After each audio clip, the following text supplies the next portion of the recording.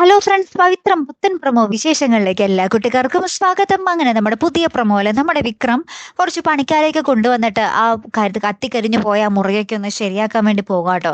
അപ്പൊ നമ്മുടെ അച്ഛൻ അവിടെ തടസ്സം നിൽക്കുന്നുണ്ട്. അച്ഛൻ വന്നിട്ട് പണിക്കാരോട് പറയുന്നുണ്ട്, നിങ്ങൾ ഇവിടെ തൊട്ടു പോകരുത് എന്ന് പറയുന്നുണ്ട്. വിക്രത്തിനോടും പറയുന്നുണ്ട്, ഇത് ഞാൻ നിനക്ക് വേണ്ടി ചെയ്ത കാര്യങ്ങളുടെ സ്മാരകമായിട്ട് ഇത് എന്നും ഇവിടെ തന്നെ വേണം, ഇത് ഇങ്ങനെ തന്നെ മതി, ഇത് നന്നാക്കാൻ ഞാൻ സമ്മതിക്കില്ല എന്ന് പറയുന്നുണ്ട് കേട്ടോ. അപ്പൊ നമ്മുടെ വിക്രം പറയുന്നുണ്ട്, അച്ഛന്റെ വാശി അങ്ങനെയാണെങ്കിൽ അങ്ങനെ തന്നെ ആയിക്കോട്ടെ, ഇത് ഞാൻ നന്നാക്കുന്നില്ല, പക്ഷേ ഈ കത്തിക്കറിഞ്ഞ ആ ഒരു മുറിക്കുള്ളിൽ തന്നെയായിരിക്കും ഈ വിക്രം കിടക്കാൻ പോകുന്നത്, ഇതെന്റെ വാശിയാണ് എന്ന് പറഞ്ഞ് വിക്രവും വെല്ലുവിളിക്കുന്നുണ്ടേ.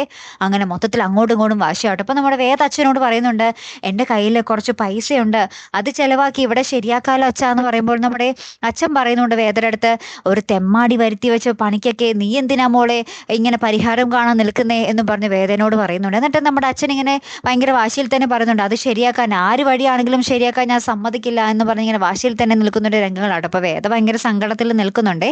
കാത്തിരുന്ന് തന്നെ കാരണം കേട്ടോ. അടുത്തൊരു വീഡിയോ വരുന്നത് വരയ്ക്കും ഗുഡ് ബൈ.